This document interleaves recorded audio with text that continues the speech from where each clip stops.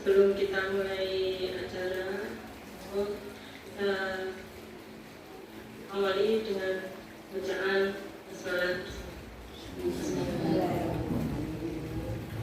Cara sehat menumbuhkan budaya positif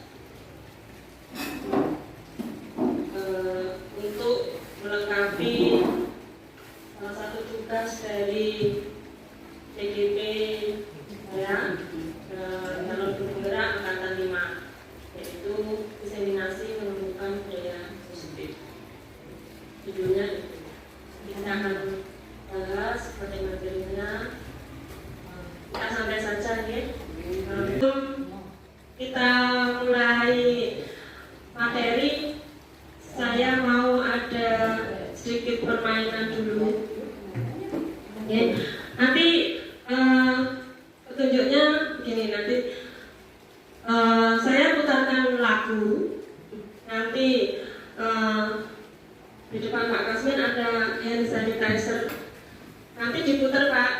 Oh, ya. Ke Pak Ida, ke Mbak Odi dan seterusnya. Nanti sampai puji kembali lagi. Kan? Ya, pokoknya putar gini terus saja. Karena tugasnya jenengan yaitu menyampaikan apa impian dari murid-murid yang Anda harapkan. Jadi saya ingin murid-murid saya menjadi apa? Terus atau menyampaikan impian sekolah panjenengan. Saya dari Pak Kasmin.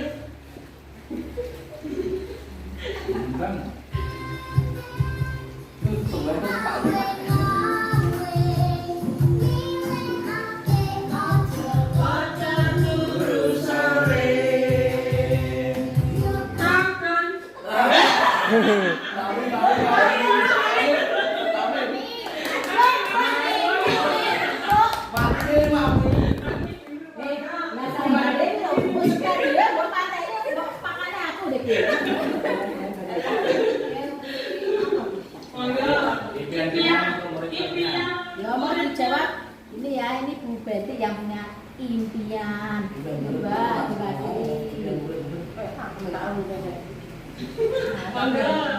Impiannya murid ingin jadi seperti apa? Oh, pengen seperti apa? Terima kasih anak didik saya, peserta didik saya. Mudah-mudahan memiliki cita-cita atau saya menginginkan peserta didik saya menjadi anak yang ngerti, bukan pinter. Kalau pinter biasanya minteri. Nah, jadi ingin menjadi anak didik kita menjadi anak yang ngerti. Jadi ngerti tentu saja tahu akan segalanya yang baik. Terima kasih.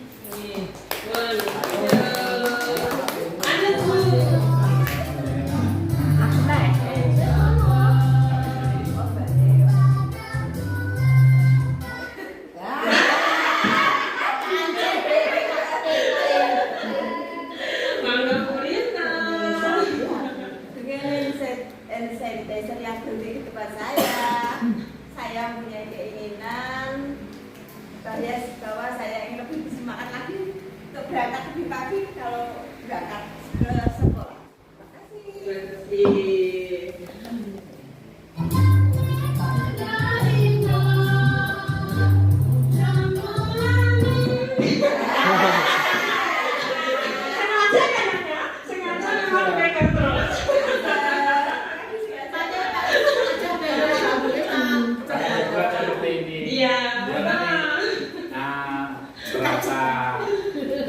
Teriak. Ya, monggo Pak Kasmin.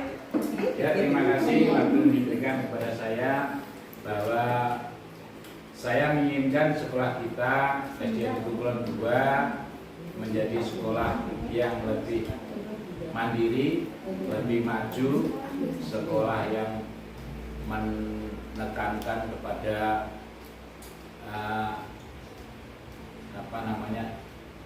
sekolah yang memiliki visi misi ke depan sehingga bisa meningkatkan mutu pendidikan di SDN Tukulon 2 bukan hanya di lingkungan sekitar tapi sampai lingkungan nasional. Dan seperti itu. Amin. Terima kasih. Diawali dengan ada beberapa pertanyaan pemantik, yaitu apa pentingnya menciptakan suasana positif di lingkungan Anda. Kemudian, sebagai seorang pendidik dan atau pemimpin sekolah, bagaimana Anda dapat menciptakan suasana positif di lingkungan sekolah Anda? Kemudian yang ketiga, apakah hubungan antara menciptakan suasana yang positif dengan proses pembelajaran yang berpihak pada murid? Mungkin ada yang mau menyampaikan sebelum kita masuk ke materi, mungkin sudah ada gambaran, suasana positif itu apa? Lingkungan positif itu bagaimana? Dan kaitannya dengan pembelajaran yang berpihak dengan murid. Aida, oke, monggo. Aida, monggo silakan. Terima kasih atas waktu yang diberikan. Ini saya belajar dari apa yang saya pelajari selama mengajar ini. Masalah lingkungan positif itu tentang contoh saja peraturan yang bagaimana ya? Yang mengikat pertama tidak boleh ramai dan sebagainya. Itu sudah saya praktekkan. Dan itu dampak positifnya anak itu memang tidak ramai. Ya, saya janjikan tidak boleh, nanti di luar tidak boleh ramai, di jalan tidak boleh berbicara dan sebagainya. Itu dampak positifnya di anak itu memang bisa diam dan sebagainya. Itu yang penting. Terima kasih. Ada lagi? Ini Bu, bahwa lingkungan yang positif, baik itu di pembelajaran maupun lingkungan sekolah, itu yang jelas adalah nyaman.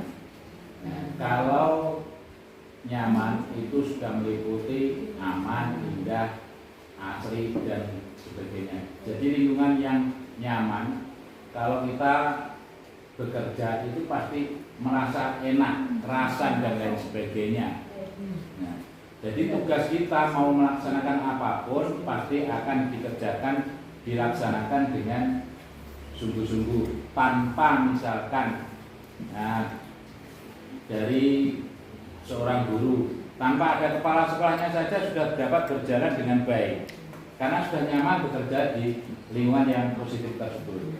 Terus berikutnya, misalkan anak-anak yang sekolah di kelasnya masing-masing, kalau lingkungannya sudah positif, baik itu peraturan-peraturan yang sudah ada, kadang-kadang peraturan itu juga menekankan hal yang baik sebenarnya, tapi akhirnya bisa ke hal yang buruk, seperti yang dikatakan Pak Idang tadi bahwa untuk di ruangan kelas disuruh diam, terus akhirnya di luar juga diam. Akhirnya timbul rasa minder ke anak-anak, tidak pede. Oleh sebab itu, apakah boleh kita harus anak-anak didiamkan kalau diam? Itu sebenarnya tidak positif. Yang lebih positif adalah memberi keleluasaan kepada anak-anak, bagaimana anak-anak itu bisa berani untuk mengungkapkan suatu hal yang diinginkan. Jadi kelihatannya diam, tapi akhirnya anak-anak itu kalau di luar minder semua. Nah, oleh sebab itu lingkungan yang nyaman itulah yang akan membawa sebuah pembelajaran di kelas atau kerja di lingkungan sekolah itu dapat berjalan dengan baik. Itu. Terima kasih Pak Kasih. Memang betul, karena lingkungan yang nyaman membuat pembelajaran akan terasa nyaman. Selanjutnya, seperti halnya yang disampaikan oleh Raja Dewantoro, kita itu diibaratkan seorang petani. Jadi petani yang mempunyai lahan, yang seorang petani pasti menginginkan tanamannya tumbuh subur. Sama halnya dengan seorang guru. Nah, sekolah itu adalah lahan tersebut. Nah, bagaimana kita akan membuat lahan tersebut itu nantinya akan menumbuhkan tanaman-tanaman yang menghasilkan hasil yang maksimal, hasil yang bagus. Seperti halnya yang disampaikan oleh Diajar Dewanto dalam budaya positif dan lingkungan positif. Nah, di sini guru atau petani tadi sebagai pendidik itu hanya dapat menuntun tumbuhnya padi. Ia dapat memperbaiki kondisi tanah, memelihara tanaman padi, memberi pupuk dan air, membasmi ulat-ulat dan jamur-jamur yang mengganggu hidup tanaman padi dan lain sebagainya. Jadi guru itu, pendidik itu hanya tugasnya hanya menuntun siswa, menuntun murid agar bisa tumbuh menjadi seperti tanaman, menjadi tanaman yang maksimal, tanaman yang tumbuh bagus. Nah, jadi tugas kita sebagai guru mengusahakan agar sekolah kita menjadi lingkungan yang menyenangkan, menjaganya dan melindungi murid-murid dari hal-hal yang tidak baik. Dengan demikian nanti akan tumbuh karakter dari siswa-siswa kita menjadi karakter-karakter yang tumbuh baik. Seperti halnya contoh misalkan anak-anak yang malas, kalau kita memupuk, membina, membimbing dengan baik, nanti akan dia tumbuh semangat belajarnya ada. Karena lingkungan belajarnya itu menyenangkan. Nah kan kalau lingkungan belajarnya tidak menyenangkan, mau datang ke sekolah aja, bukan malas, sudah malas. Nah sekolah disininya malas nanti. Mungkin ada seperti itu. Nah, itu. Jadi tugas kita sebagai guru adalah menciptakan lingkungan sekolah yang positif, baik itu warga sekolahnya, jadi warga sekolah itu pimpinan, guru, penjaga, tenaga administrasi, warga sekolah semuanya yang mendukung, saling bekerja sama, saling belajar, saling menghargai, juga kolaborasi kerjasama dengan wali murid. Ini yang paling utama. Sebenarnya kita kemarin sudah melaksanakan suatu event yang luar biasa. Saya mendapat applause luar biasa dari teman-teman PGB saya dan teman-teman itu, karena event kemarin itu tidak bisa terlaksana tanpa kolaborasi yang baik dengan wali murid. Dan itu sangat sulit. Kita salut dengan warga Legobulan luar biasa. Jadi wali muridnya itu sangat mendukung sekali. Karena dari curhat-curhat teman-teman itu, kalau saya bikin story itu, Mbak, wali murid itu seperti itu, mau membuat seperti itu, iya mau. Malam-malam masih bekerja untuk kegiatan tersebut, mau, iya. Anak-anak itu kebetulan Pak dari kelas saya itu latihannya malam. Tidak semua wali murid mau seperti itu. Wali murid itu nek kalau nulis banyak seperti itu. Luar biasa memang dukungan dari warga Legobulan 2. Ini sudah teruji ketika kita pandemi melaksanakan pembelajaran daring, itu pun tidak ada masalah satupun. Semuanya tidak ada yang mengeluh. Paling yang mengeluh buat tenaga pulsa, itu sudah biasa kalau itu. Kita bisa mengatasi yang tak punya pulsa, bisa kelompok dengan teman-teman. Tapi untuk khusus wali murid yang protes nggak mau atau ini itu nggak ada yang sama. Jadi itulah lingkungan yang sekolah yang positif itu dari warganya, utamanya warga sekolahnya, kerjasama dari warga sekolahnya, dari wali murid, itu yang utama.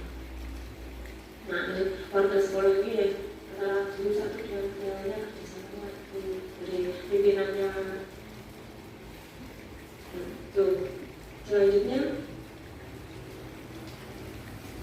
nah ini nanti yang akan kita ada 6 materi. Disiplin positif dan nilai kebajikan, ada 6 materi tersebut.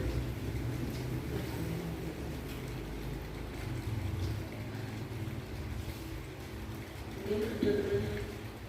Lanjut ya. Ini disiplin positif dan nilai kebajikan. Sebelumnya saya mohon monggo masing-masing pikirkan satu hal yang Anda anggap berharga dalam hidup Anda. Satu hal yang paling berharga. Yang paling berharga. Kemudian genggamlah dalam tangan Anda. Monggo, sudah. Mirena sudah. Monggo teman-teman yang lain, mencoba membuka apa yang ada di genggaman Yuliana dengan rayuan atau apa. Monggo silakan. Monggo. Mungkin Yuli dengan senang hati bisa menyampaikan itu. Ayo, monggo dirayu.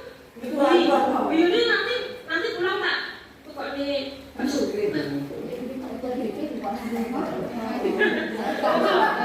Mau dirayu, mau di Nanti kalau yang merayu saya bingung.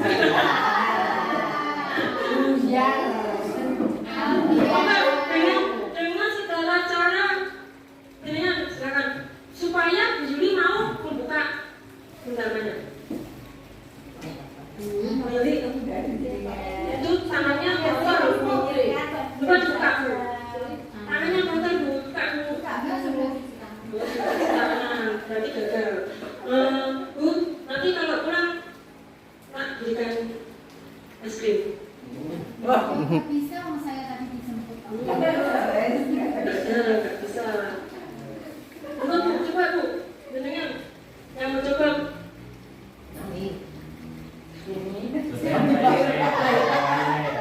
Pak coba. Bu Yuli, gimana saatnya apa ya kira-kira? Boleh disampaikan ke saya?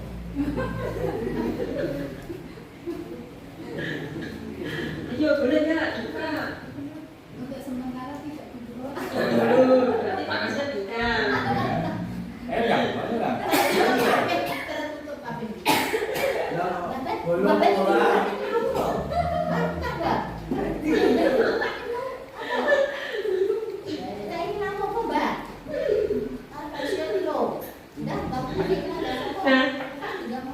Ternyata dengan rayuan saya nggak mempan, rayuan Pak Asep nggak mempan, rayuan Pak Ida nggak mempan, dengan ingin apapun nggak mempan.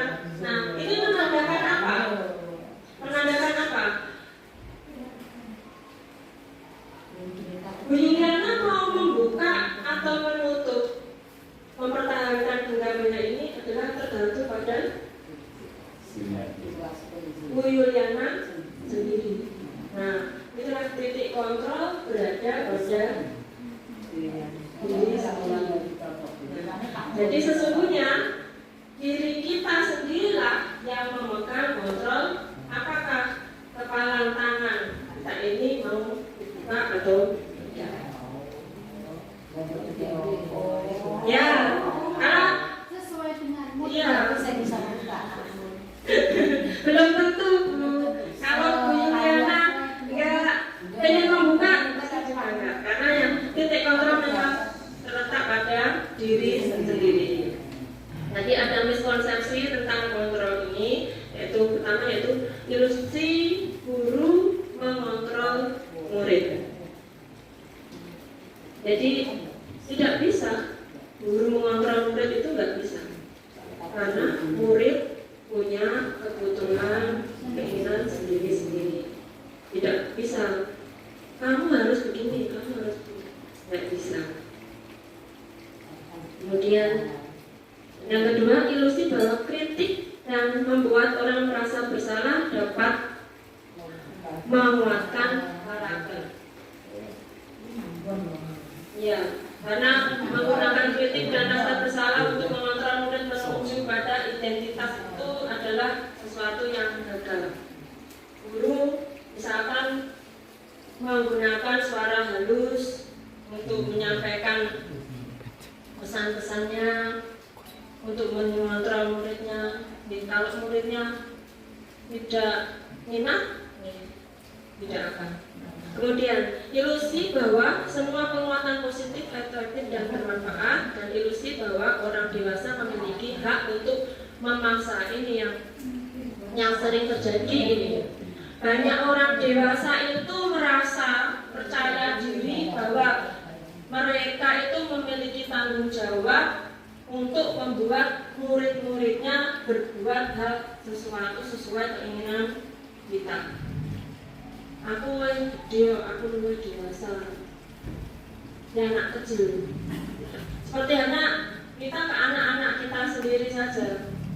Nggak bisa, karena anak-anak itu bukan orang dewasa kerdil, tapi ya anak-anak ya anak-anak. Jadi nggak bisa. Pemikirannya, jalan pikirannya ya anak-anak, bukan orang dewasa yang kerdil. Selanjutnya, ini teori dari Stephen R. Covey dalam Principles of Leadership. Bila kita ingin membuat kemajuan perlahan sedikit-sedikit, ubahlah sikap atau perilaku Anda. Namun bila kita ingin memperbaiki cara-cara utama kita, maka kita perlu mengubah kerangka acuan kita. Ubahlah bagaimana Anda melihat dunia. Nah, sini ada teori dari stimulus respon, yaitu realitanya kebutuhan kita sama, tapi kenyataannya kan kebutuhan kita berbeda. Orang lain bisa mengontrol saya, tidak, karena hanya kita sendiri yang bisa mengontrol diri kita sendiri. Lanjut. Kemudian kita akan masuk, apakah makna disiplin? Apa yang ada dalam benak kita kalau kita mendengar kata disiplin? Aturan. Sesuai dengan aturan. Aturan. Bisa menjadi aturan.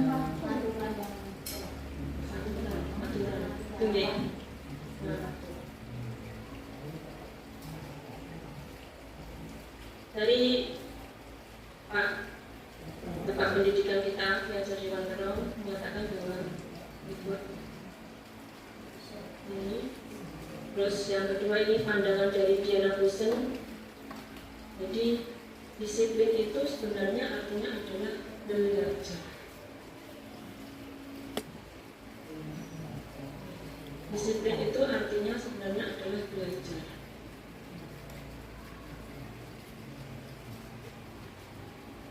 Nah, dari kedua pendapat tersebut, dengan disimpulkan bahwa murid memiliki disiplin positif untuk memiliki motivasi internal yang tinggi dalam menguasai diri untuk melakukan tindakan yang sesuai dengan nilai-nilai kebajikan Indonesia. Nah, berikut sebagai pendidik tugasnya tadi menuntun atau membimbing siswa untuk memiliki disiplin yang berasal dari diri sendiri. Jadi yang kita inginkan itu memunculkan rasa disiplin itu dari dalam diri, bukan dari orang lain, bukan dari siapapun. Nah, terlepas dari motivasi yang ingin dicapai oleh siswa itu sendiri.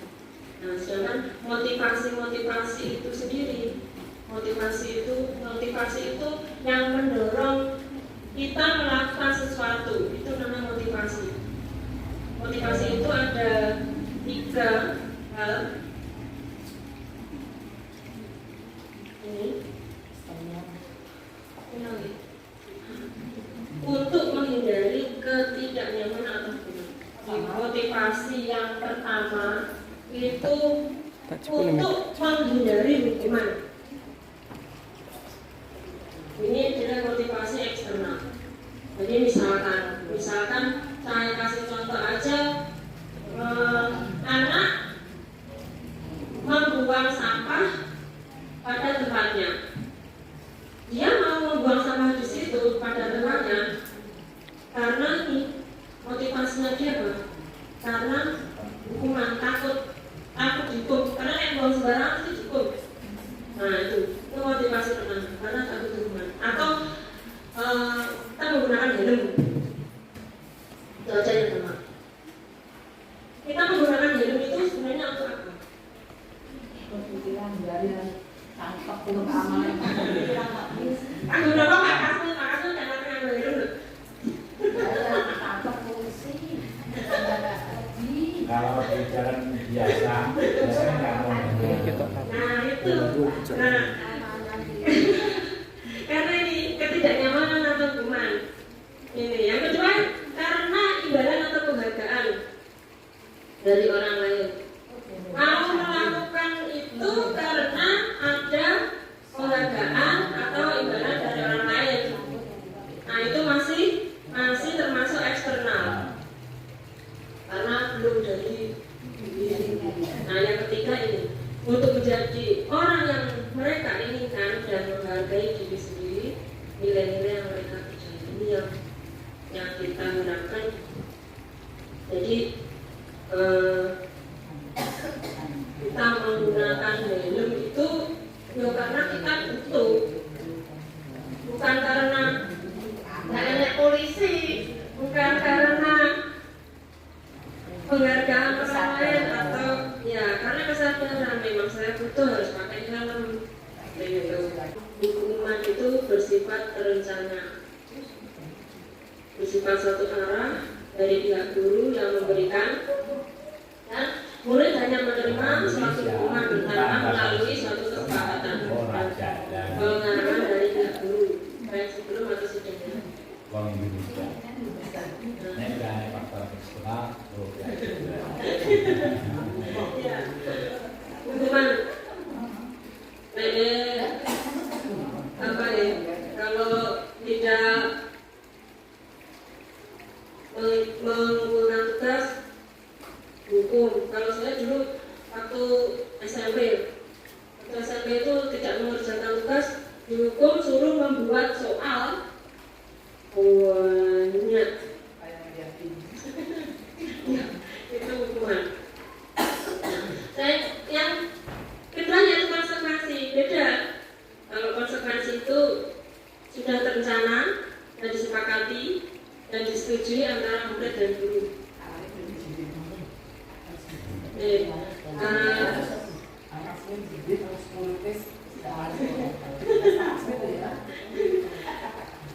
sudah konsekuensi. Tapi konsekuensi ini juga berdampak, jadi membuat tidak nyaman dalam jangka pendek. Karena murid tetap tidak nyaman karena mereka harus melakukan konsekuensi itu tadi. Misalkan dia, kalau dulu saya waktu masih sekolah datang terlambat, ya kalau pas upacara harus di luar pintu gerbang sampai upacara selesai. Pada saat saya melaksanakan konsekuensi itu kan saya nggak nyaman, murid itu nggak nyaman dengan konsekuensi itu dalam jangka pendek. Tapi kalau sudah selesai ya sudah selesai. Nah sekarang juga ini termasuk hukuman atau konsekuensi. Membersihkan coretan yang dibuat di meja, itu hukuman apa konsekuensi? Konsekuensi.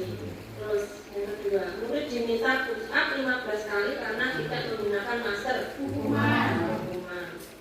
Terus menggantikan kertas tugas teman yang telah dicoret-coret, berjemur di lapangan basket, hukuman. Terus murid-murid diminta bertelanjang kaki sepanjang hari karena tidak menggunakan sepatu warna hitam, hukuman. Berdiri di depan kelas sambil mengangkat satu kaki karena tidak bisa mengukur. Ketika mereka melaksanakan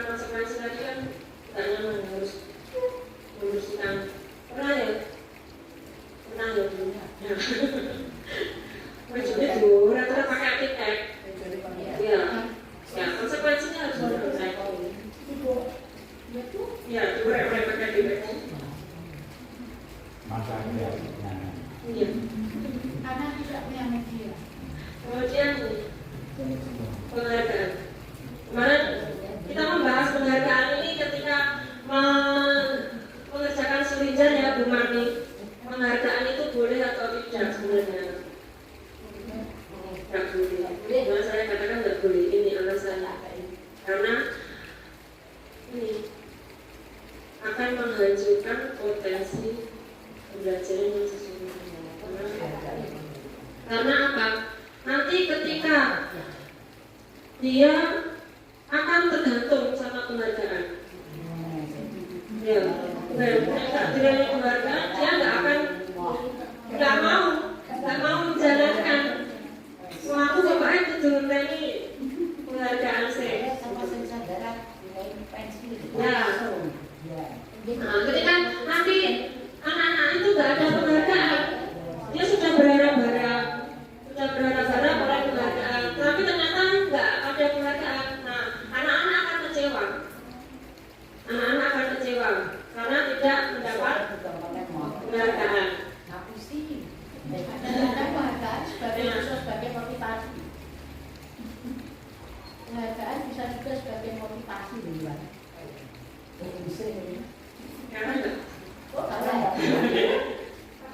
Karena ketika kita selalu memberikan penghargaan, kalau kita selalu memberikan penghargaan, nanti anak tersebut, murid tersebut akan tergantung, terus nanti jabane ketika tidak diberikan akan kecewa.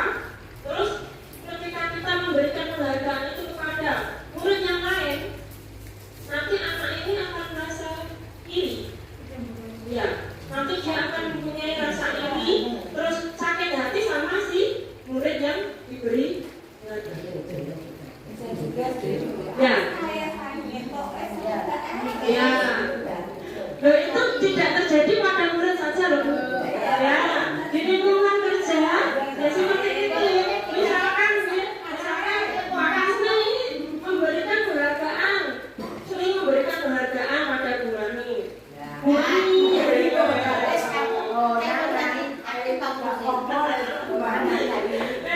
Sering memberikan. Nah, suatu ketika Pak Kasmi tidak memberikan. Nah, Bu Rani kok gak dikek-dek itu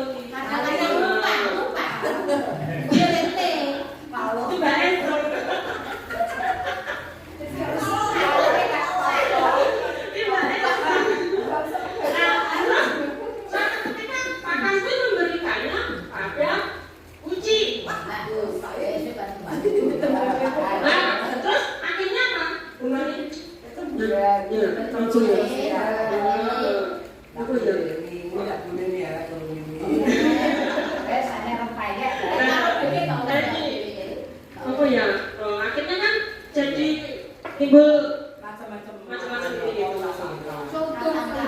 gitu.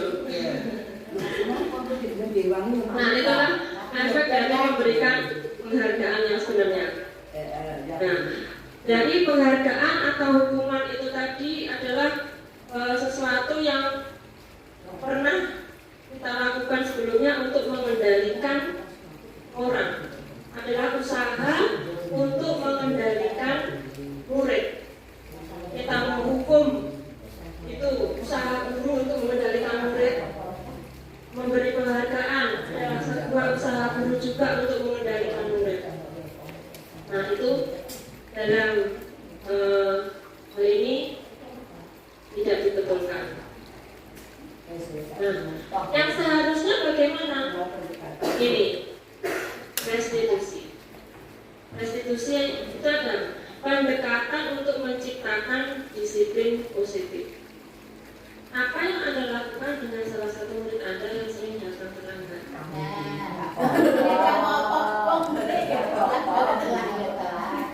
Nah, terus baju seragam yang dipinjam teman Anda sobek.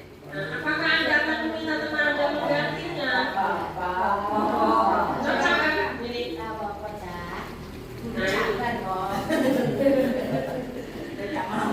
Oke, cocok kan ini? Gak apa-apa, lupakan aja. Padahal sebenarnya gitu. Ya,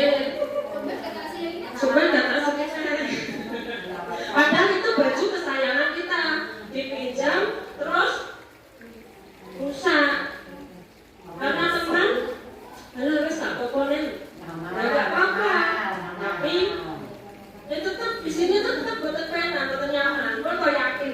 Boten nyaman. Nah, lalu bagaimana?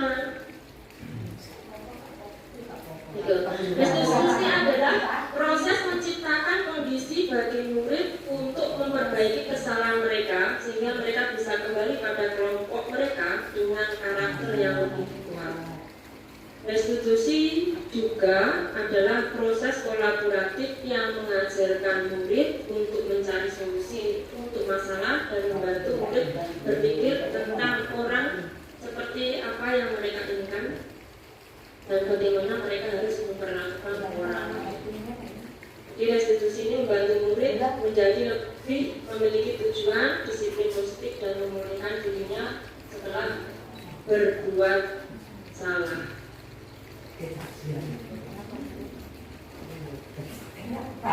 Ini ciri-cirinya dalam restitusi itu murid belajar untuk mengubah kebiasaan dari kecenderungan untuk mengomentari orang lain menjadi mengomentari diri sendiri. Ancen jadi komentator itu pena.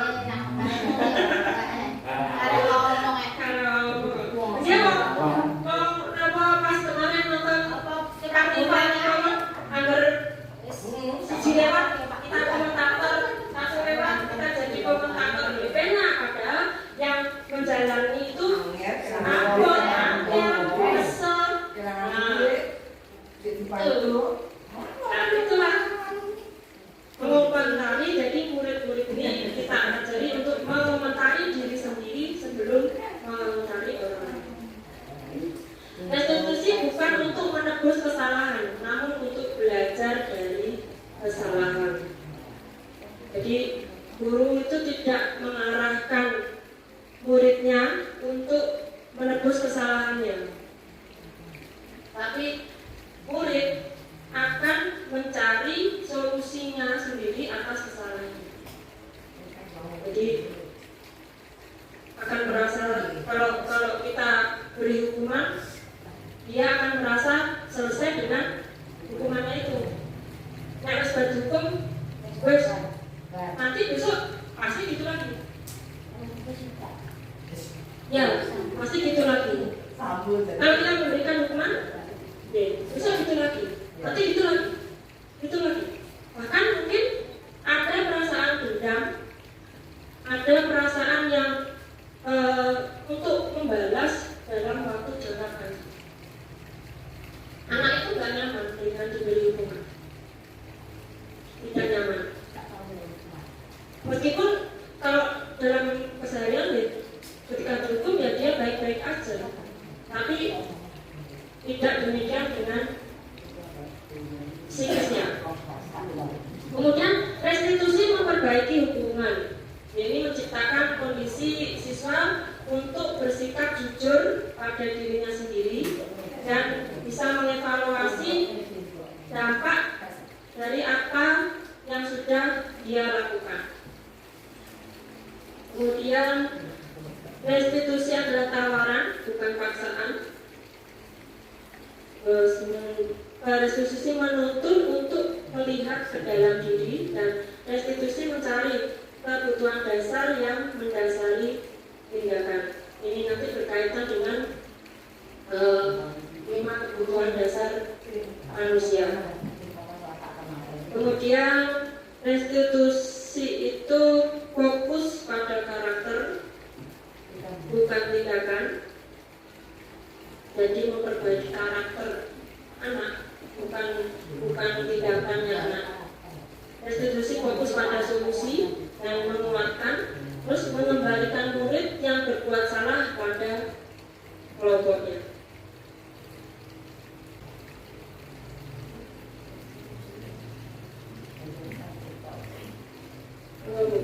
Dari diagram ini apa yang dengan bikin budaya positif itu akan tercipta berawal dari peraturan atau sekolah. Kalau untuk sekolah di peraturan sekolah. sekolah. Kemudian peraturan itu nanti menciptakan keyakinan kelas. Kemudian dari keyakinan kelas nanti menciptakan lingkungan yang positif dan nanti akan diharapkan tercipta budaya positif.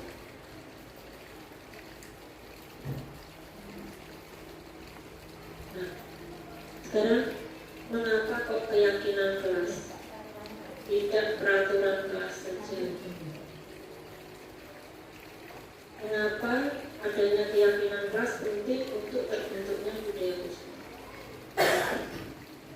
Kenapa kok keyakinan kelas? Apa bedanya keyakinan kelas dengan peraturan?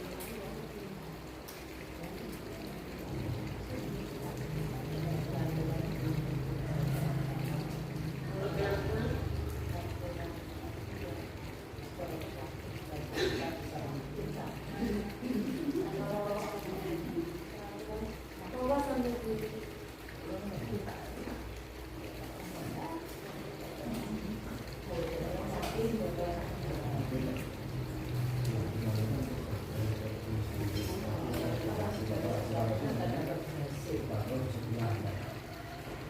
kalau keyakinan kan salah sendiri sifat sendiri komponen sendiri apapun hanya sebuah kepatuhan yakin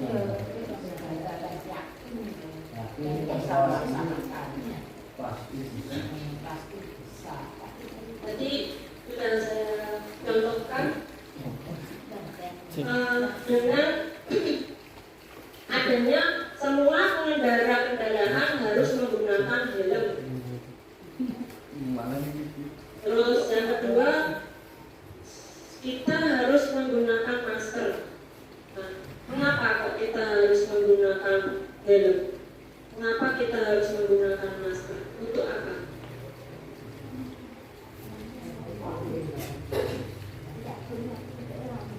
Kalau peraturan harus kita taati. Nah, Kalau keyakinan mungkin kan merasa dari diri sendiri. belum tentu dilaksanakan. Nah itu nanti contohnya itu tadi. Kalau kita menggunakan helm itu Dan konsekuensi dilaksanakan. demi keselamatan. Kalau kita menggunakan masker, mengapa kok harus menggunakan masker? Harus cuci tangan. Karena untuk kesehatan. Nah, keselamatan dan kesehatan tersebut ini yang disebut dengan nilai kebajikan atau keyakinan kita. Karena kalau kita tidak yakin dengan itu, ya kemana-mana ya udah seperti tadi, nggak pakai helm.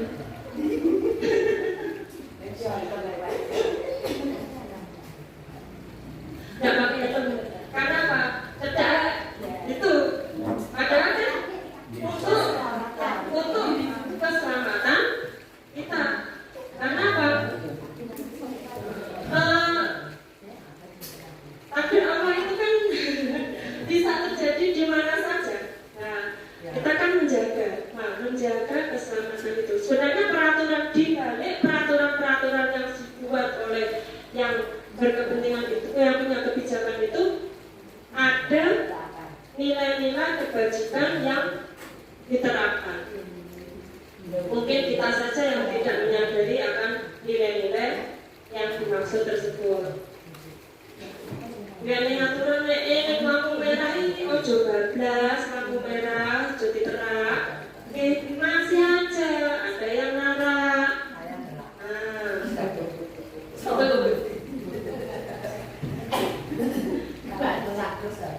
Nah, sedangkan kalau peraturan itu kan ya sekedar sebagai tulisan, ya tulisan yang ya.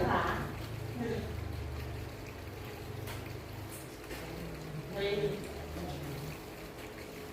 mengapa kita memiliki peraturan menggunakan tadi untuk keselamatan dan untuk kesehatan, itu yang disebut nilai-nilai kebajikan atau nilai-nilai kebajikan itu banyak, misalkan toleransi, rasa hormat, tanggung jawab, disiplin, terus bersyukur, kejujuran, komitmen, integritas, itu kesabaran, itu bisa dimasukkan dalam nilai-nilai kebajikan. Nah, nilai-nilai kebajikan ini menekankan pada keyakinan seseorang dan akan lebih memotivasi seseorang dari dalam. Jadi kalau kita sudah punya rasa itu dari dalam diri kita, dari motivasi dari dalam diri kita, mbok kakatan situ aja yuk ngaku itu. Ya karena yakin. Coba kasih. Iya. Ya. Jadi dari dalam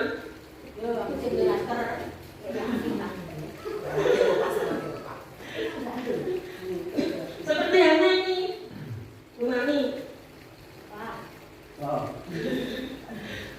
keyakinan kita untuk disiplin datang tidak terlambat.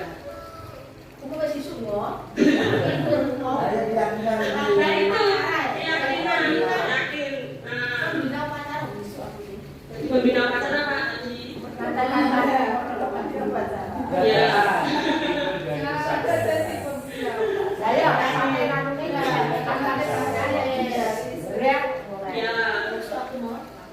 Ya itu mau datang pagi atau datang siang atau tidak masuk itu ya termasuk itu tadi keyakinan dari dalam diri kita sendiri masing-masing. Ini cerita lama ya. Saya punya teman JGP. Ketika dia pertama kali ikut lokakarya itu ditanya apa kesan pertama menjadi CGP. Dia jawabnya gini, saya datang paling pagi sekarang. Padahal sebelumnya dia itu datang jam 8, jam 9. Ketika dia sudah mulai pendidikan, saya datang paling pagi. Kenapa? Ilok nih, paling pojok-pojok nih. CGP pokoknya awal. Kena mentalnya. Ya, termasuk ya akhirnya tergerak, hatinya tergerak. Itu berarti konsekuensi tadi. Tergerak. Dan sampai sekarang dia konsisten, katanya mandi terus. Konsekuensinya. Katanya pagi terus dia, dia pokoknya pun berubah. Jadi dapat applause dari teman-teman. Nah,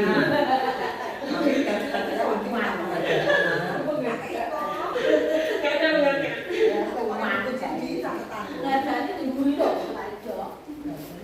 Nah, sekarang pembentukan keyakinan kelas atau keyakinan sekolah.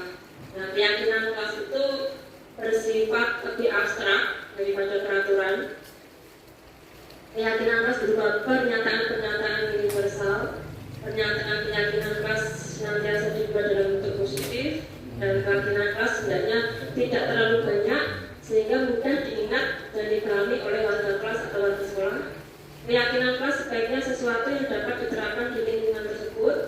Semua warga kelas sebenarnya ikut kontribusi dalam pembuatan keyakinan kelas.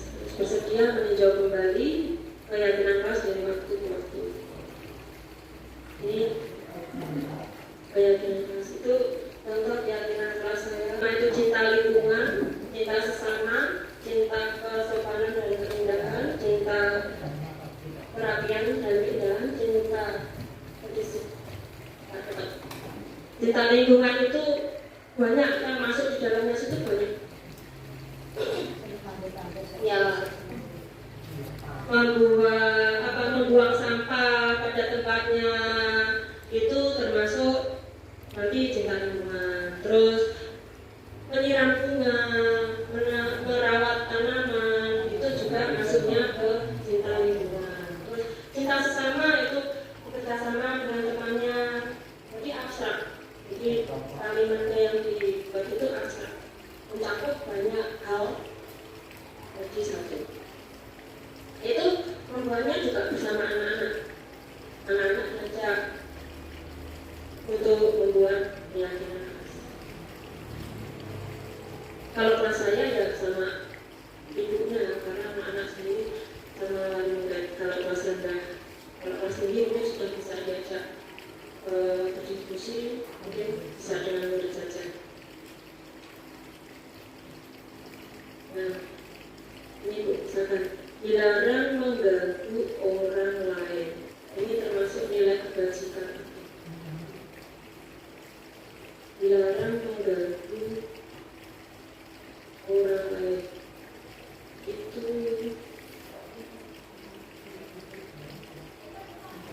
nilai kebajikannya minta sama.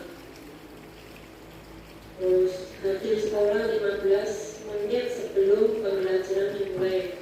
Nanti misalkan masuknya nilai kebajikannya itu kedisiplinan. Dilarang melakukan kekerasan, itu kasih sayang. Nah ini contoh keyakinan kelas. Ini kalau nggak salah kemarin contoh keyakinan kelas 5 selalu bersifat positif, senantiasa menjadi diri terbaik, percaya dan menghormati orang lain serta barang miliknya, berkomitmen terhadap setiap tugas. Ini artinya kalau dikasih tugas itu ada. Terus kalau dikasih perintah apa, kerjakan, senantiasa membantu. Bu Ambar ini guru wali kelas 2 sedang bingung terhadap ulah salah satu murid di kelasnya dulu. Beberapa anak di kelas 2 telah datang kepadanya dan mengeluh. Doni yang seringkali meminta bekal, tidak selalu, seringkali meminta bekal makan siang dengan paksa. Ya, jika Anda menghadapi situasi seperti Ibu Ambar, apa yang akan Anda lakukan? Menurut Anda, kira-kira apa alasan Doni melakukan hal tersebut? Bisa nih. Apa yang akan Anda lakukan? Nah, kalau setiap hari Nggak memberi gimana?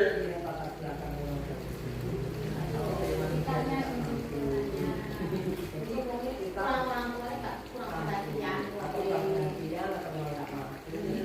Kita sampai dulu harus bijaksana melihat anak tersebut, jadi tidak boleh kita langsung menyalahkan anaknya. Masalahnya anak itu tinggal tergantung orang tuanya yang dulu.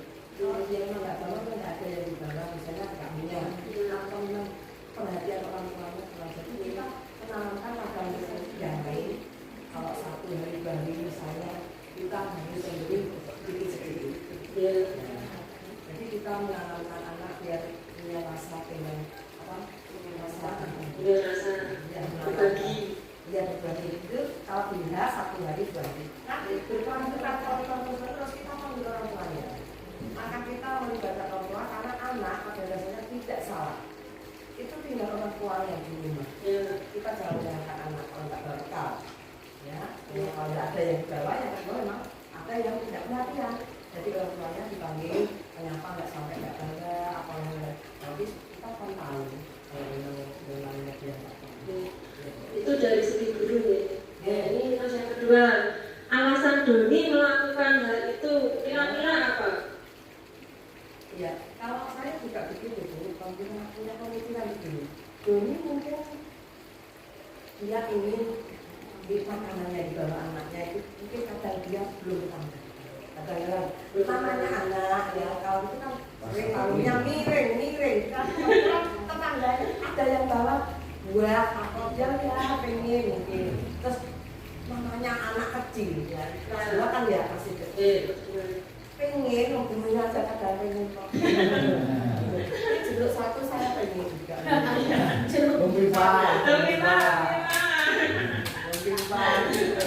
jadi kita harus bijak Bu dalam menghadapi itu tidak berubah kalau kita memarahi anak.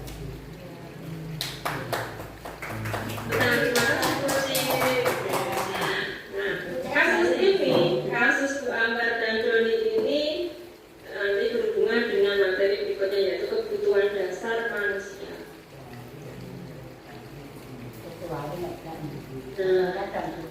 Ini ada 5 kebutuhan dasar manusia yang disampaikan oleh Dr. William Glasser dalam Choice Theory. Kebutuhan bertahan hidup, kasih sayang dan rasa diterima, penguasaan, kebebasan dan kesenangan. Jadi 5 kebutuhan dasar manusia inilah yang mendasari tingkah laku atau perilaku semua manusia. Kita bukan hanya murid, semua orang melakukan sesuatu pasti ada dasarnya, ada alasannya. Dan yang mendasari ini 1, 2, 3, mana yang lebih dominan? Nah sekarang aku kebutuhan bertahan hidup. Kebutuhan bertahan hidup ini yang termasuk di dalamnya adalah fisiologis, biologis dan psikologis. Yang masuk di dalamnya itu kebutuhan fisiologis, misalkan kesehatan, kebutuhan pokok lah, rumah, makanan, seperti itu. Terus biologis ini untuk kebutuhan reproduksi dan kebutuhan untuk bertahan hidup. Dan psikologis yaitu meliputi perasaan. Nah ini kebutuhan untuk bertahan. Mengapa di kasus tadi Doni melakukan itu? Karena dia lapar. Nah, mungkin karena pada itu ibunya tidak mengeluarkan naik kelas 5, kelas 6 kan dulu kelas 2 nih. Kelas 2 itu kan naik undang pelajaran pertama nih pasti makan lapar. Karena dia lapar gak bawa bekal, akhirnya dia minta bekal sama temannya. Itu untuk memenuhi kebutuhan bertahan. Kemudian yang kedua, kasih sayang dan rasa diterima. Kebutuhan ini sama nanti ada ini juga bahasa ini juga hubungan dengan perasaan, dengan koneksi sosial dengan orang lain untuk diterima. Kasih sayang dengan orang lain kan hubungannya dengan orang lain, tidak dengan diri kita sendiri. Jadi kalau dia merasa diterima di kelompoknya, diakui di kelompoknya, ya seperti teman, maka mungkin dengan binatang-binatang yang lainnya juga. Nah, Doni tadi merasa senang karena melakukan itu karena apa? Dia merasa senang karena apa? Teman-temannya memperhatikannya. Ya, ketika Doni dimakan, mungkin temannya kan perhatiannya dulu. Ya itu ingin juga, ingin ya kasih sayang. Nah ini di ini ya, dia kan di rumah mungkin kurang kasih sayang juga. Terus yang berikutnya itu penguasaan. Kebutuhan pengakuan atas kemampuan. Ini dalam hubungannya dengan kompetensi. Misalkan kalau di sebuah lembaga atau di sekolah itu misalkan seseorang yang berprestasi, nah itu butuh satu pengakuan untuk kemampuannya itu. Oh, berprestasi ini butuh diakui. Seperti halnya tadi, mengapa mereka butuh diakui karena untuk merasa dihormati. Kalau sudah diakui kan, harga dirinya lebih hati. Kalau diakui kan kalau dia berprestasi, prestasinya banyak, diakui, dikasih applause, dikasih wow gitu, kan dia semangat. Dihormati ya. Nah, Doni tadi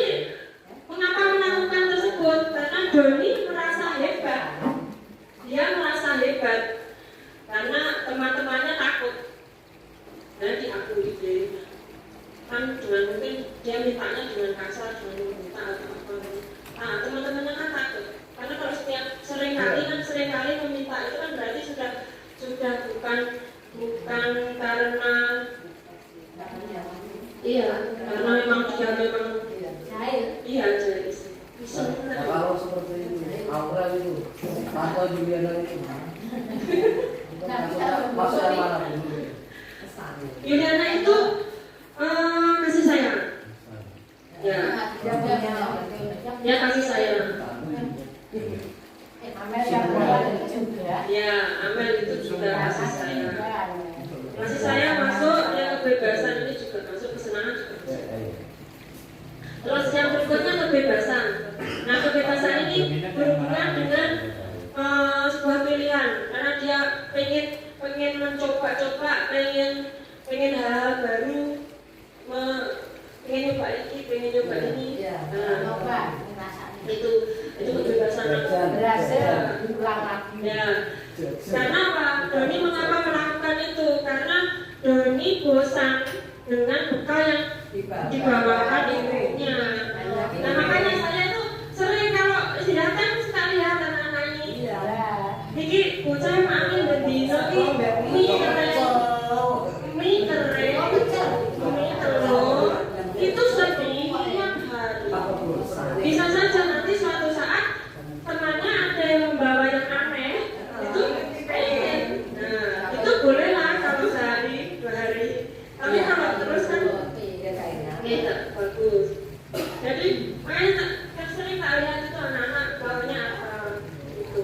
Mungkin karena ibunya orang sibuk, terus yang simpel yang itu tidak bisa memasak yang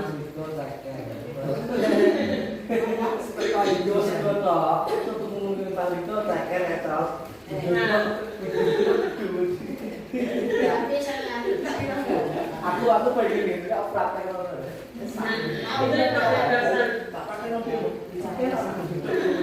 Kemudian selanjutnya yaitu kesenangan, yaitu kebutuhan rasa senang, yaitu mencari kesenangan, bermain, tertawa, bergembira, dan anak-anak kan suka bermain.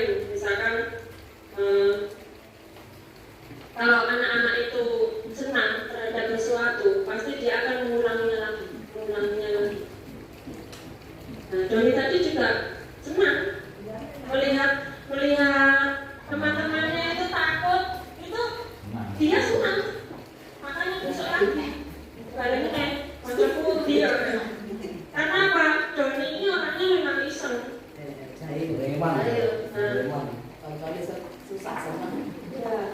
Jadi dia senang. Dia untuk memenuhi kebutuhannya ini, kebutuhan rasa senangnya ini, kesenangannya ini, maka dia akan melakukan seperti itu. Seperti hanya anak-anak, murid-murid itu kalau di kelas sudah merasa senang, nyaman di kelas, itu dia akan memiliki konsentrasi tinggi untuk menerima pelajaran. Beda dengan kalau sudah di kelas tertekan, akan konsentrasi bagaimana? Karena perasaannya sudah tidak enak, tidak nyaman. Iya betul, anak-anak itu, murid-murid itu diam. Tapi diamnya itu kenapa? Nah, diamnya itu karena tidak nyaman. Ya kan, anak-anak itu bergembira, bersenang-senang. Kelasnya ramai ya, kelasnya Bu Emi sama Bu Gada itu bentino ramai. Ramainya itu ramai belajar, ramai bertukar pikiran, bukan ramai yang enggak neko-neko.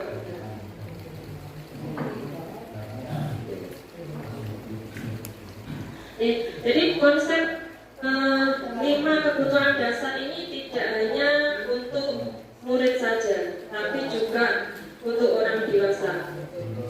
Ya, untuk semua manusia. Jadi di dalam setting sekolah untuk para pendidik dan tenaga kependidikan. Jadi menurut Glaser menyatakan bahwa kapasitas untuk berubah ada dalam diri kita. Jika kita dapat mengidentifikasi kebutuhan apa yang mendorong perilaku kita, maka perubahan perilaku positif dapat dimulai untuk mencari solusi untuk memenuhi kebutuhan tertentu dengan cara yang positif. Jadi apa yang kita lakukan itu ini tadi mendasar dari ini. Apa yang paling utama dari ini 5 ini? Pengen apa? Pengen untuk kasih sayang misalkan. Ada guru yang pengen ini yang untuk memenuhi kebutuhan yang nomor 2 ini yang besar itu ada. Sekolah-sekolah itu selalu pengen mencari perhatian.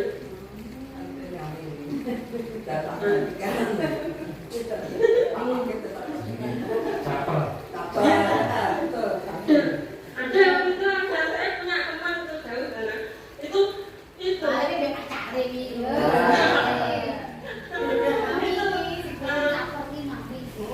nggak tahu dimanapun tempatnya itu selalu Mami untuk kesenangan loh itu. Iya, iya. Lupa, senang. Oke, ayo. dia selalu ingin memenuhi kebutuhan yang nomor 2 ini. Tapi ya saya Karena apa?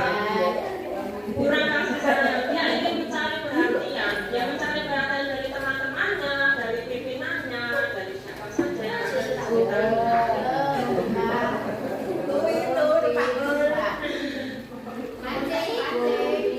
Nah, sekarang dapatkah Anda memprediksi kira-kira guru mana yang memiliki kebutuhan dasar yang tinggi? Misalkan tadi, gimana ini kebutuhan paling tinggi apa? Kesenangan. Senang. Nah, berarti kebutuhan paling tinggi apa? Kesenangan itu betul-betul senang. Dalam jadi sesuai apa kita mau kita semua. Kesenangan. Kesenangan. Padahal ada teman dia senang. Kasih tahu untuk kasih sayang kan gitu. Kasih sayang ini mungkin dari kasih sayang dengan teman-temannya bisa Perhatian lah. perhatian dan pengen Pasti juga sama mami gitu. Tahu tahu. belum ya. Jangan Pak. Tuwe. Kemudian sekarang masuk ke dunia berkualitas saya. Kita semua itu punya dunia berkualitas. Monggo nanti malam direnungkan apa sih dunia berkualitas saya. Ini pertanyaan-pertanyaan pemantiknya. Siapakah orang-orang yang paling penting dalam hidup Anda? Terus nilai-nilai kebajikan apa yang terpenting dalam hidup Anda? Bila Anda seorang guru, penerapan disiplin apakah yang akan Anda lakukan untuk Anda? Dikeluarkan dari Ya Allah, Bu, kejam. Itu sangat kejam. Ya, diberi peringatan. diberi peringatan. Berhubungan dengan 5 posisi kontrol, yaitu Diana Bosen dalam bukunya Restitution Restructuring School Discipline mengemukakan bahwa guru perlu meninjau kembali penerapan disiplin di dalam ruang-ruang kelas mereka selama ini. Apakah telah efektif? Apakah berpusat pada murid, memerdekakan dan memandikan murid? Bagaimana dan mengapa? Kemudian William Besser menyimpulkan ada 5 posisi kontrol. Ada penghukum, ada pembuat rasa bersalah, ada teman, ada pengatur dan manajer.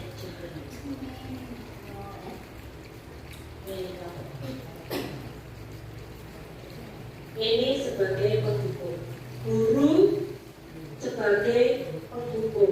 Ini tipenya sebagai penghukum. Ciri-cirinya hukuman fisik maupun verbal. Nada suaranya tinggi, bahasa tubuhnya, matanya melotot dan jarinya menunjuk-nunjuk, menghardik, membentak. Nah, guru seperti ini senantiasa percaya hanya ada satu cara agar pembelajaran bisa berhasil, yaitu Melotot kalau ini. Bemen dia teraya. Nah, ini sebagai guru biasanya kalimat-kalimatnya patuhi aturan saya. Awas, Apa sih itu? awas. Kamu selalu saja Titen ini ya.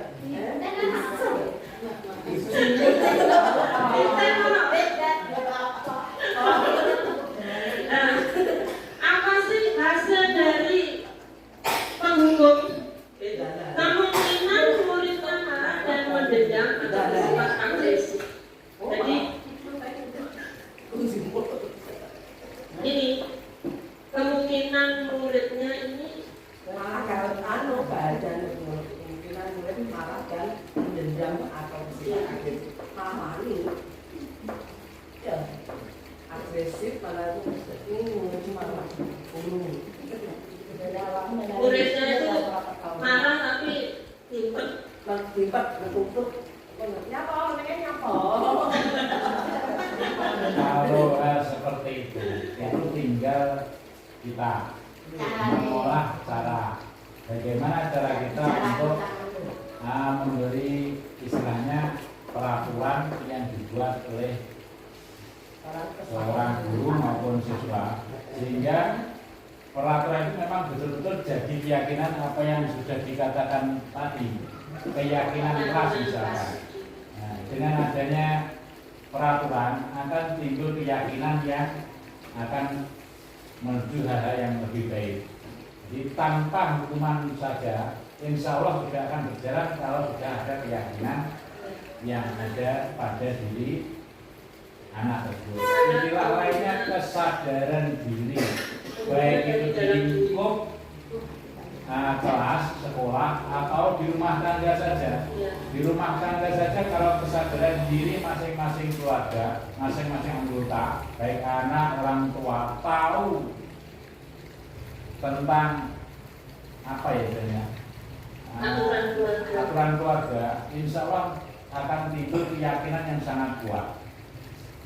Dengan keyakinan yang sangat kuat, maka kesadaran diri itu akan terus berkembang, akhirnya seperti tadi, seperti saya tidak pakai helm, misalkan kalau dia itu memang saya akui belum sadar untuk kepentingan saya sendiri, belum yakin, belum timbul rasa keyakinan. Kalau sudah yakin bahwa itu untuk diri saya sendiri, keselamatan diri saya sendiri, otomatis tanpa ada perintah, tanpa ada aturan, tanpa ada sudah memakai sendiri. Itulah sebenarnya dalam kaitannya dengan pembelajaran di sekolah juga seperti itu. Kesadaran diri itu timbul.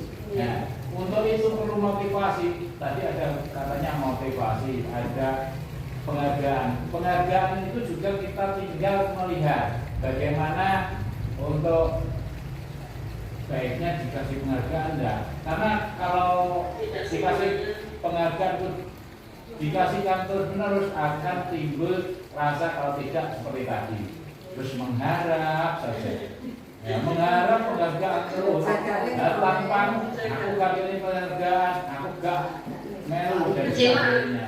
Nah, perlu enggak sebenarnya penghargaan? Perlu sekali, tapi tentang hal-hal tertentu, bukan membuat merasa bersalah.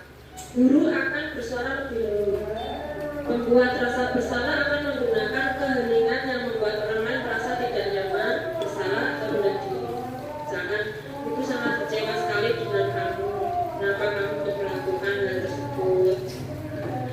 Suaranya itu halus, tapi dia itu.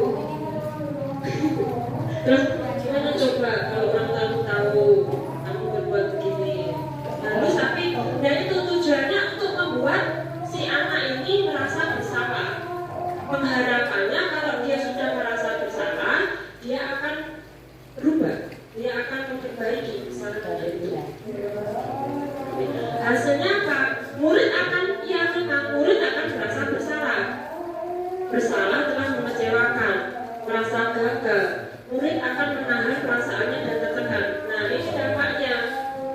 Kalau anak-anak ini sudah merasa bersalah, dia akan gimana ya? Kita sendiri kalau sudah dipanggil pimpinan lah misalkan, terus pimpinannya kita merasa bersalah banget, mesti kan mikir terus. Secara psikologis anak itu dia mentalnya sudah jatuh dan secara mental, karena dia akan tertekan, rasa bersalahnya itu terbawa terus, teringat terus.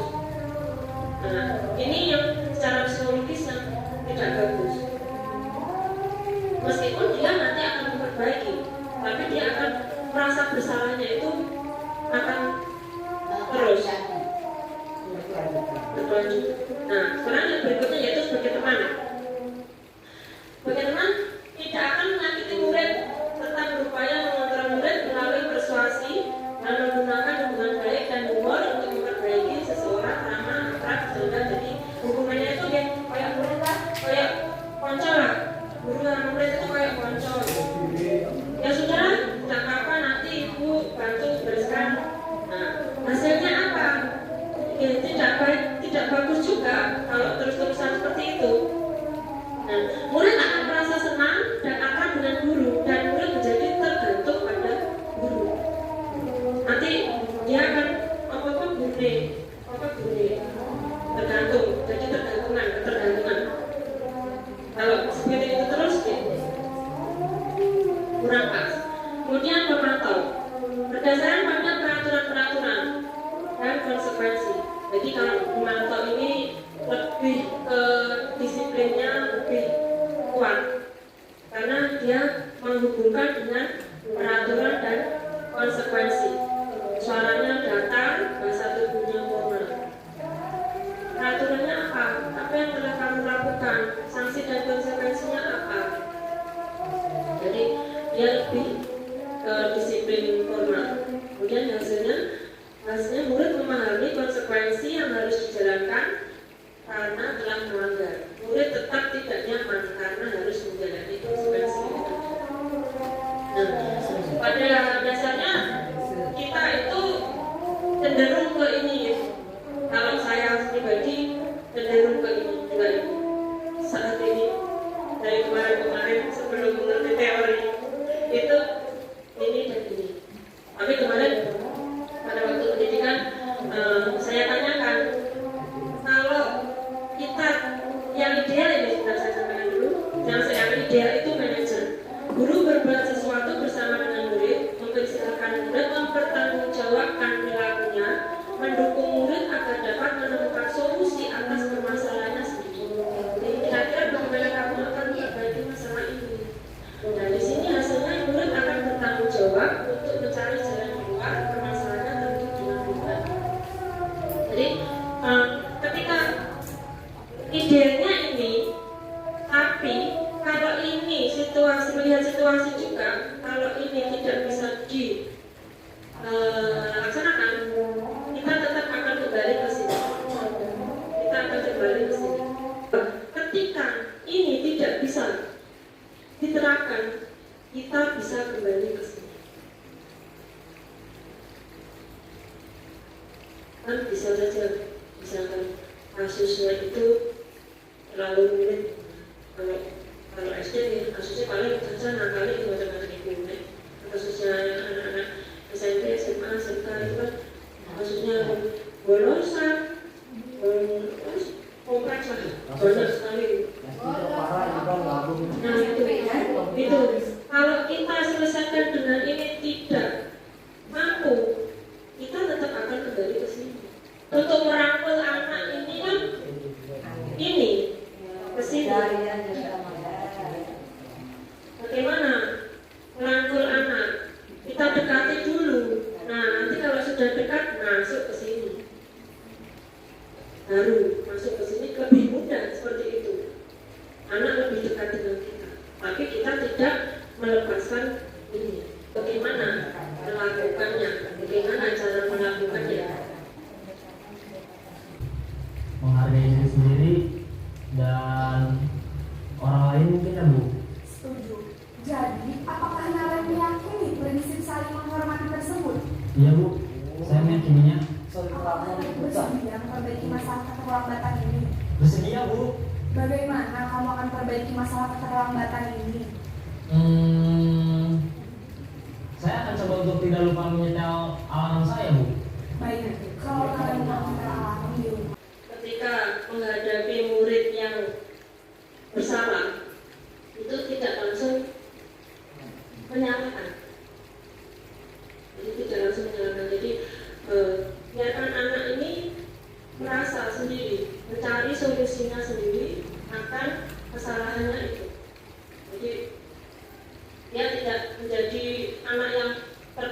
dilakukan karena kesalahannya.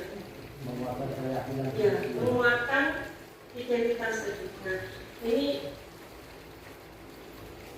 caranya. Jadi ada 3 sisi segitiga restitusi. Yang pertama yaitu menstabilkan identitas. Menstabilkan identitas ini tujuannya itu untuk mengubah status anak. Jadi anak yang gagal menjadi anak yang sukses, anak yang salah. Biar anak itu tidak merasa bersalah, menguatkan mentalnya. Anak itu kalau sudah merasa bersalah kan bisa saja minder atau down. Jadi menguatkan, jadi kan memunculkan kembali rasa percaya dirinya. Gitu. Kemudian validasi tindakan. Validasi tindakan ini dilakukan untuk mencari alasan mengapa si murid ini melakukan tindakan tersebut. Pasti dia punya alasan untuk mengapa dia melanggar aturan tersebut. Ini hubungannya dengan kebutuhan dasar tadi. Jadi setiap murid melakukan kesalahan itu kan karena sebenarnya seseorang atau murid yang melakukan kesalahan, melakukan penyimpangan itu karena dia sedang mencari perhatian. Orang yang melakukan kesalahan itu sebenarnya dia sedang mencari perhatian. Karena apa? Ya, salah satu dari kebutuhan dasarnya itu tadi tidak terpenuhi. Makanya dia akan melakukan sesuatu yang mungkin bisa saja negatif. Gitu.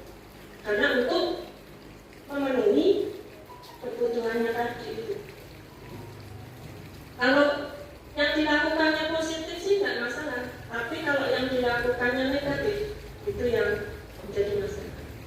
Itu yang kedua, validasi tindakan. Yang berikutnya yaitu menanyakan keyakinan. Dikembalikan lagi ke keyakinan kelas atau keyakinan sekolah yang sudah disepakati. Kenapa melanggar, kenapa tidak sesuai dengan keyakinan yang sudah disepakati. Ditanyakan lagi, padahal yakin, ya yakin, tapi kenapa tidak dilaksanakan. Dari standar nasional pendidikan, yaitu dalam penerapan program disiplin positif, hendaknya guru memiliki standar kepribadian, profesional dan sosial yang baik, di mana guru mampu merefleksi pada posisi kontrolnya saat ini, bagaimana perjalanan dirinya sebagai seorang among, sebagai seorang manajer yang menuntun murid-murid menjadi insan yang mandiri, merdeka dan bertanggung jawab. Karena itu, untuk mencetak karakter murid yang berprofil Pancasila, mari kita awali perubahan positif dari diri kita sebagai pendidik untuk memberikan contoh perilaku-perilaku positif dan budaya-budaya positif yang baik bagi murid-murid kita untuk kemajuan bangsa dan negara. Terima kasih atas waktunya dan perhatiannya. Semoga membawa dampak baik, membawa